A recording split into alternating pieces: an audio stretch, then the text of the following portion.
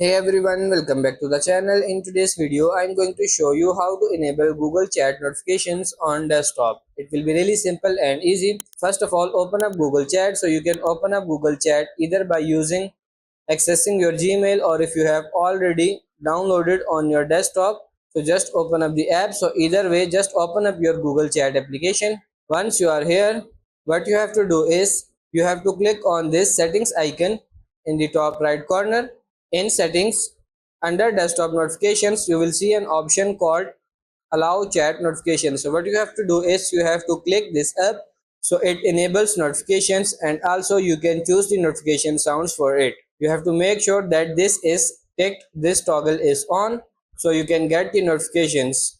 So that's pretty much it for this video. That's how to enable Google Chat notifications on desktop. I hope this video was helpful. If it is, like it and subscribe to the channel. Thank you.